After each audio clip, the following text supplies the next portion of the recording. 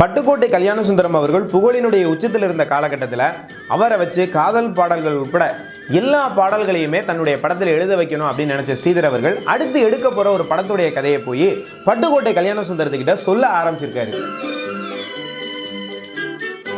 இயக்குனர் அப்படின்னு பேர் வாங்கின ஸ்ரீதர் அவர்கள் தன்னுடைய கதையை 3 மணி நேரம் பட்டுக்கோட்டை கிட்ட ரொம்ப விரிவா விவரிச்சு சொல்லிட்டு, பாத்தீங்களா என்னுடைய படத்தோட கதை எப்படி இருக்கு, அதை எவ்வளவு அழகா நான் விவரிச்சு சொன்னேன் பாத்தீங்களா அப்படிங்கிற பெருமையோட இந்த கதையை பத்தி என்ன நினைக்கிறீங்க அப்படின்னு கேட்டிருக்காரு. இது வரைக்கும் ஸ்ரீதர் சொன்ன 3 மணி நேர கதையை பொறுமையாக கேட்டுக்கிட்டு இருந்த பட்டுக்கோட்டை அவர்கள் இதை என்னங்க உங்க கதை, இதை இப்படி சுருக்கமாக சொல்லலாம் அப்படின்னு சொல்லி ஒரு 2 வரி சொல்லியிருக்காரு. தான் 3 மணி நேரம் விவரித்து சொன்ன ஒரு கதையை பட்டுக்கோட்டை அழகா 2 வரியில முடிக்கிறத பார்த்தோன்னே ஸ்ரீதர் அவர்களுக்கு ஆச்சரியம் தாங்க முடியல. இதே ஒரு பாடலாக எனக்கு மாற்றி கொடுங்க அப்படின்னு சொல்றாரு. இப்படி ஒரு பாடல் பிறக்கிறது. ஸ்ரீதர் அவர்கள் சொன்ன கதை என்ன, அதை கேட்டு பட்டுக்கோட்டை அவர்கள் சொன்ன 2 வரிகள் என்ன, இந்த சம்பவம் எப்படி நடந்தது, அதை பற்றி தான் பார்க்க போறோம்.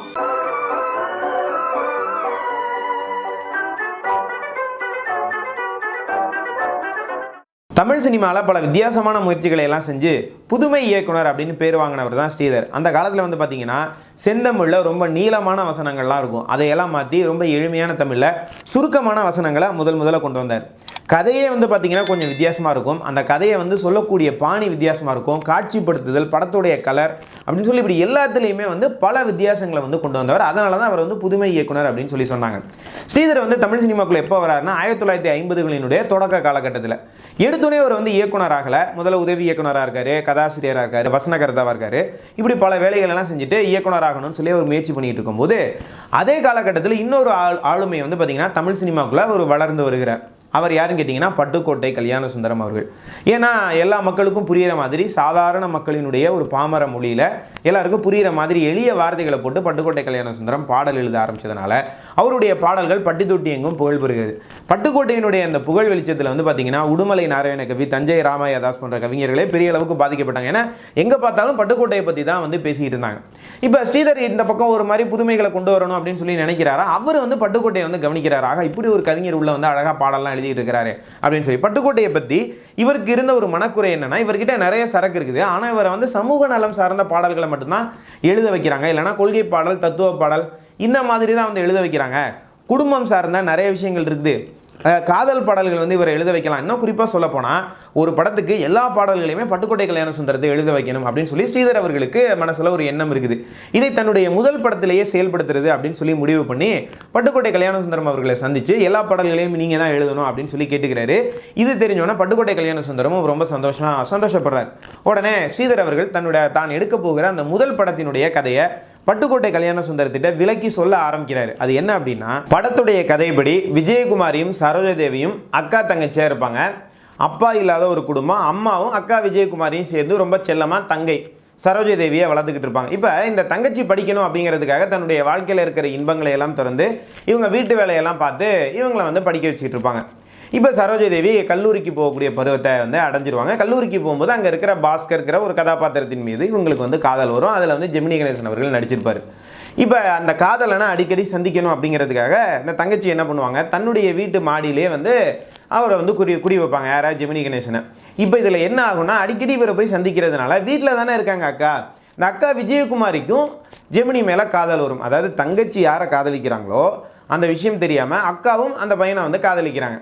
இந்த விஷயம் ஒரு கட்டத்தில் தங்கச்சிக்கு வந்து தெரிய வருது. இவங்க என்ன நினைக்கிறாங்கன்னா, நமக்காக ரொம்ப கஷ்டப்பட்டு வாழ்க்கையில் எந்த சுகத்தையும் அனுபவிக்காமல் நம்மளை பற்றியே யோசிச்சுட்டு இருந்த அக்கா முதல் முறையாக ஒரு வாழ்க்கைக்கு வந்து ஆசைப்படுறாங்க. அதனால் இவங்க என்ன யோசிக்கிறாங்கன்னா, நம்முடைய காதலை நம்ம விட்டு கொடுக்கலாம் அப்படின்னு சொல்லி முடிவு பண்ணி தன்னுடைய காதலை வந்து இவங்க வந்து தியாகம் பண்ணி காதலனோட அக்காவை வந்து ரொம்ப கஷ்டப்பட்டு சேர்த்து வச்சுறாங்க. சேர்த்து கல்யாணம் ஆயிடுது. ஆனால் ஜெமினி என்ன பண்ணார், தங்கச்சியை தானே இவர் வந்து காதலிச்சார், அக்காவை காதலிக்கலையே. அதனால் முழு மனசோட வாழ முடியாமல் இவர் சிரமப்பட்டுக்கிட்டு இருக்கிறாரு.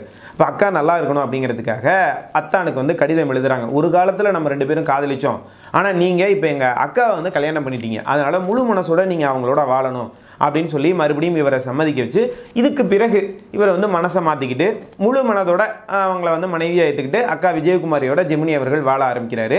இந்த வாழ்க்கையில் அவங்களுக்கு வந்து ஒரு குழந்தையும் பிறந்தது. இந்த குழந்தையும் வந்து சரோஜாதேவி அவர்கள் மேலே, அதாவது தங்கச்சி மேலே ரொம்ப சித்தின்னு ரொம்ப வந்து பாசமாக இருக்குது.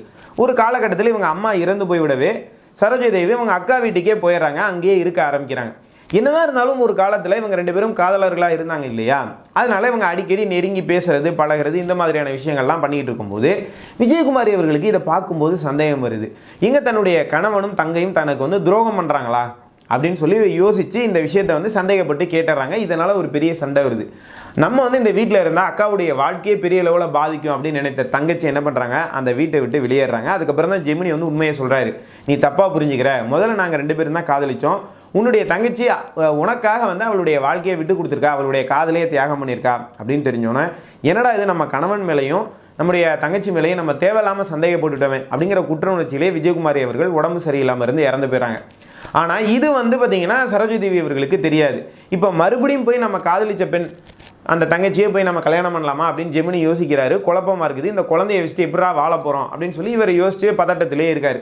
இப்போ சரோஜா தேவி அவர்களுக்கு அக்கா இறந்து போன விஷயமே தெரியாது. அவங்க என்ன யோசிக்கிறாங்கன்னா, நம்ம எப்படி மறுபடியும் போய் அக்காவையும் அத்தானையும் சந்திக்கிறது, நம்ம கல்யாணம் ஆகாமலே இப்படி இருக்கிறதுனால தான் அக்கா வந்து சந்தேகப்படுறாங்க, அதனால் நம்ம ஒரு கல்யாணம் பண்ணிக்கலாம் அப்படின்னு சொல்லி அவசரமாக ஒரு பணக்கார வீட்டு பையனை இவங்க திருமணம் பண்ணுறதுக்கு முடிவு பண்ணுறாங்க.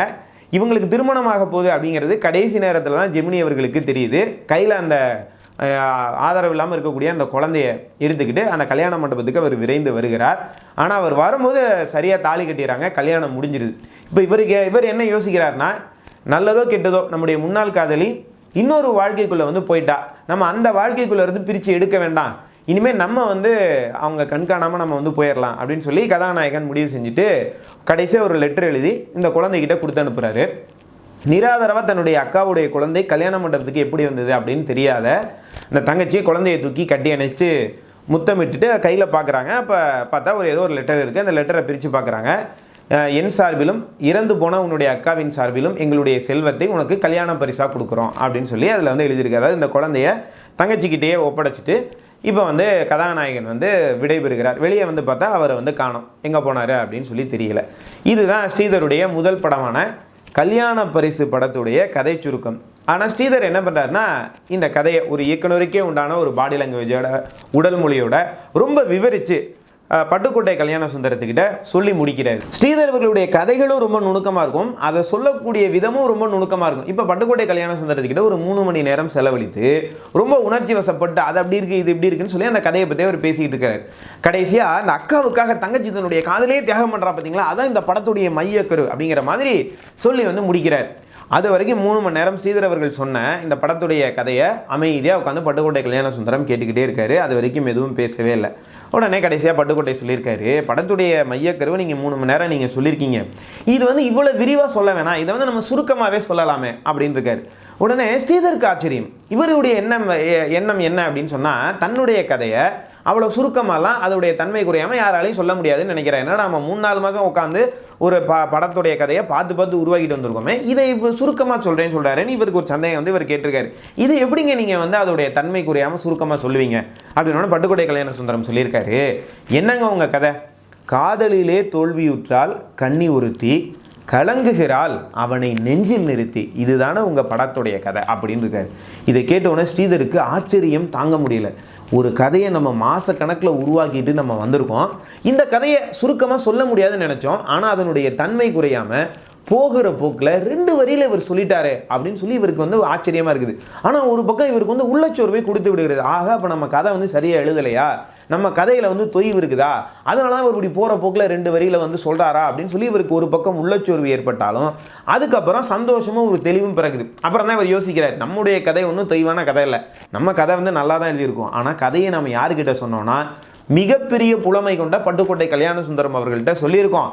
அவர் இந்த கதையை முழுமையாக உள்வாங்கி 2 வரிகளில் சொல்லக்கூடிய ஆற்றல் படைத்தவராக இருக்கிறார் அப்படின்னு சொல்லி புரிஞ்சுக்கிட்டு அவர் சொல்லியிருக்காரு. ஆமாம் கவிஞரே, நீங்கள் சொன்ன மாதிரி கதை நான் சொன்ன 3 மணி நேரம் மைய கருவில் இருந்தது இல்லையா, அது நீங்கள் சொன்ன அந்த 2 வரிகள்லேயே அதோடைய தன்மை இருக்குது, நான் ஏற்றுக்கிறேன். பேசாமல் நீங்கள் சொன்ன இந்த விஷயத்தை ஒரு பாடலாக எழுதி கொடுத்துருங்க, இதை நான் அந்த படத்தில் பயன்படுத்திக்கிறேன் அப்படின்னு சொல்லி ரொம்ப சந்தோஷமாக கேட்டிருக்காரு. பட்டுக்கோட்டை கல்யாண சுந்தரமும் அவர் சொன்ன அந்த 2 வரிகளை ஒரு முழு பாடலாக்கி எழுதி கொடுத்துருக்காரு. இதுவும் இந்த படத்தில் இடம்பெற்று புகழடைகிறது. இப்படி ஒரு பாடல் ஒன்று பிறக்கிறது.